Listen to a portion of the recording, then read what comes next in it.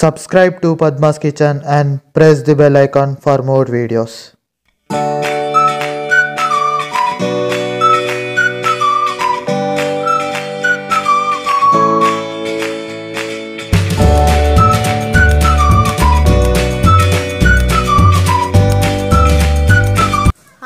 Welcome to Padma's kitchen. ఈ రోజు బియ్యం పిండితో అట్లు చేస్తున్నా. కావలసిన పదార్థాలు: బియ్యం పిండి, అల్లం ముక్కలు, ఉల్లిపాయలు, నూనె, క్యాప్సికమ్, కరివేపాకు, కొత్తిమీర, ఎండుకారము, ఉప్పు, జీలకర్ర. ఇప్పుడు 3 టీ స్పూన్ల కారం వేస్తున్నా. చూసిరు కదా, 3 టీ స్పూన్ల కారం, 1 టీ స్పూన్నర ఉప్పు, 1 స్పూను జీలకర్ర, చిన్న అల్లం ముక్క సన్నం కట్ చేసుకొని వేసుకోవాలి, ఒక చిన్నది క్యాప్సికమ్,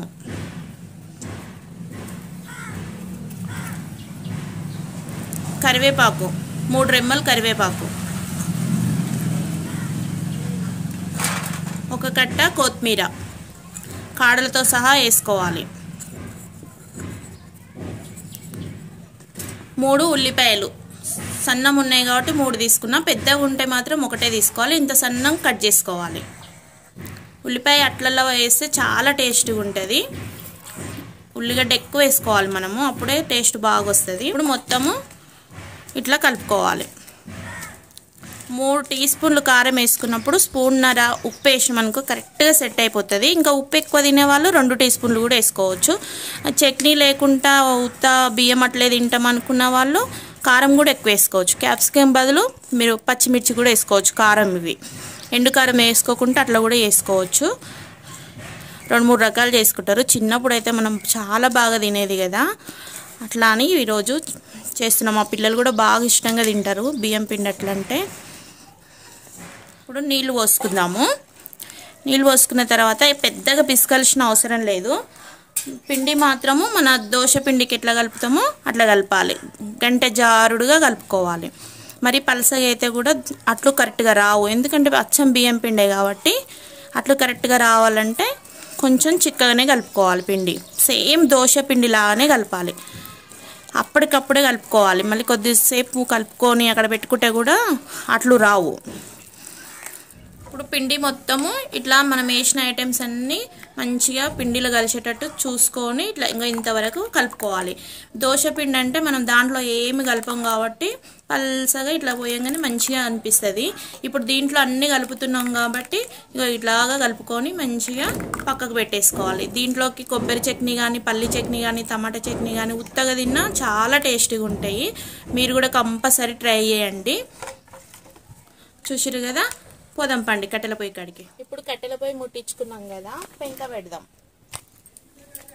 ఇది నాన్ స్టిక్ పెంక కాదండి, ఇంప పెంక. నాన్ స్టిక్ పెంక మీద కూడా అట్లు వస్తాయి, కానీ మళ్ళీ దోశలు రావు. పెంక పెట్టినాం కదా, వేడెక్క ముందుకే కొంచెం ఉల్లిగడ్డతోటి ఇట్లా రుద్దుకోవాలి.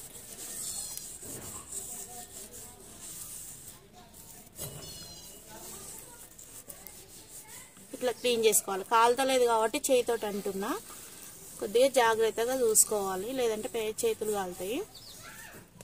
పెంక వేడెక్కిందాక ఉంచుదాం అట్లే.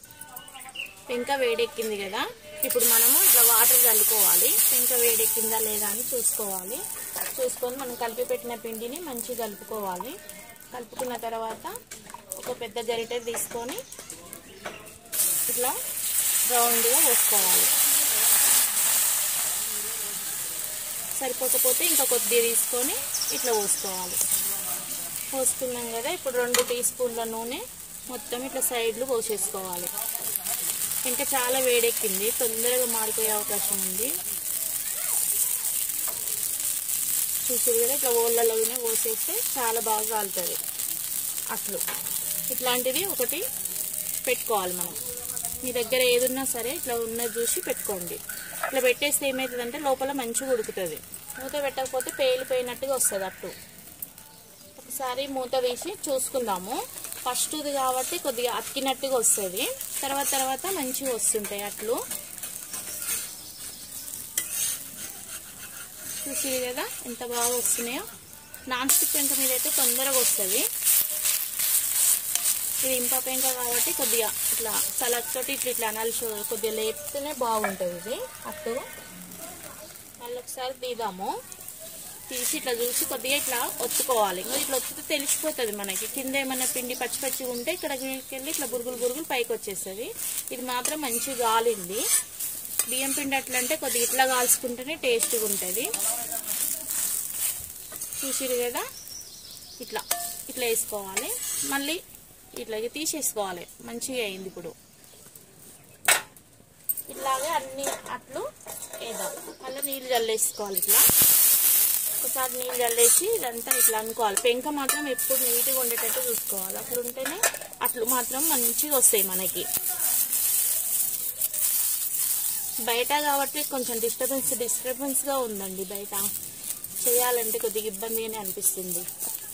కానీ ఇంతలా పెంక గ్యాస్ మీద పెట్టి చేయాలంటే అట్లు మందము ఈ పెంక మందం అయ్యి రావు అసలు. కట్టెల పొయ్యి అయితే చాలా బాగా సెట్ అవుతుంది అట్లకి. లేని వాళ్ళు కట్టెల పొయ్యి మీద అది గ్యాస్ మీద కూడా వేసుకోవచ్చు. మళ్ళీ ఒకటి ఇట్లా వేసుకోవాలి. చూడండి సెకండ్ ఇది ఎంత బాగా వస్తుందో. కొద్దిగా మంట కూడా ఇప్పటిదాకా కొద్దిగా ఎక్కువైపోయింది. చూసిరు కదా, ఇట్లా వచ్చేస్తుంది. మళ్ళీ 2 టీ స్పూన్లు ఇట్లా చుట్టూ వేసేసుకోవాలి. పిల్లలు అయితే చాలా ఇష్టంగా తింటారండి. చెప్పినా కదా, కొబ్బరి చట్నీ కానీ, టమాటా చట్నీ కానీ, పల్లి చట్నీ కానీ, నువ్వుల చట్నీ కానీ ఏది వేసుకొని తిన్నా కానీ చాలా టేస్ట్గా ఉంటుంది. ఇంకా కొద్దిగా మనం చట్నీ వేసేంత ఓపిక లేనప్పుడు మనం ఏం చేయాలంటే కారం కొద్దిగా ఎక్కువ కలుపుకుంటే కూడా బాగుంటుంది. అల్లం ముక్క కూడా కొంచెం ఎక్కువ వేసుకుంటే బాగుంటుంది. మళ్ళీ ఒకసారి చూద్దాము. చూడండి సెకండ్ది కాబట్టి ఎంత బాగా వస్తుందో. ఫస్ట్ ఇది కొద్దిగా అట్లా వచ్చింది కదా, సెకండ్ ఇది మాత్రం కలర్ఫుల్గా పర్ఫెక్ట్గా కాలింది. మూత తీసినాం కదా, మళ్ళీ ఒకసారి ఇట్లా వచ్చేయాలి. ప్రతిసారి ఇట్లా టెస్ట్ చేసుకోవాలి, లేదంటే మనకు మళ్ళీ పిండిగా ఉంటుంది లోపల. చెక్ చేసుకుంటూ కాల్చుకోవాలి.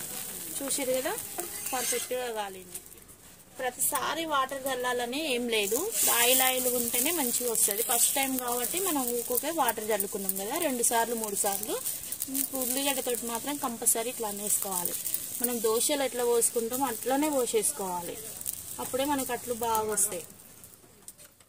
నా వంటలు కనుక మీకు నచ్చినట్టయితే షేర్ చేయండి, లైక్ చేయండి, సబ్స్క్రైబ్ చేసుకోండి.